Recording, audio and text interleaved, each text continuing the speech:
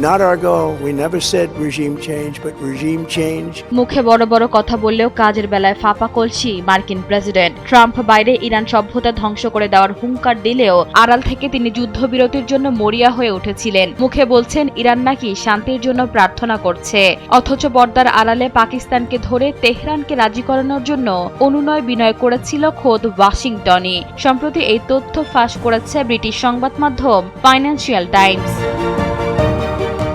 ট্রাম্পের এই যুদ্ধংদেহী ভাবমূর্তি আসলে তাসের ঘরের মতো নড়বড়ে। প্রতিবেদনে বেরিয়ে এসেছে ইরানকে গুড়িয়ে দেওয়ার হুমকি দিলেও ট্রাম্প আসলে আতঙ্ক ছিলেন তেলের বাজার নিয়ে। তেলের দাম বাড়লে তার গদি নড়বড়ে হবে, এই ভয়ে তিনি তড়িঘড়ি করে পাকিস্তানকে কাজে লাগান। 21 মার্চ থেকে যখন তিনি বিদ্যুৎ কেন্দ্র উড়িয়ে দেওয়ার ভয় দেখাচ্ছিলেন, ঠিক তখন থেকে আসলে তিনি সাদা পতাকা ওড়ানোর জন্য ছটফট করছিলেন।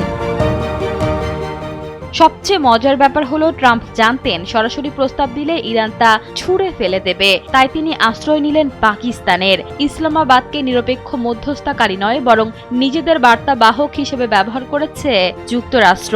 পাকিস্তানের সেনাপ্রধান আসিম মুনিরকে দিয়ে তেহরানের দরজায় কড়া নাড়ানো হয়েছে এই আশায় যে কোনো মুসলিম প্রতিবেশী দেশ প্রস্তাব দিলে হয়তো ইরান কিছুটা নরম হবে।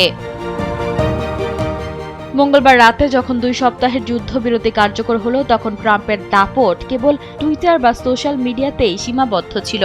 বাস্তব সত্য হলো ইরানি শাসনের দৃঢ়তা দেখে ট্রাম্পের পিলে চমকে গিয়েছিল। তাই একদিকে পুরো সভ্যতা ধ্বংস করার ফাঁকা বুলি আওড়ানো আর সবার সামনেই পরিষ্কার।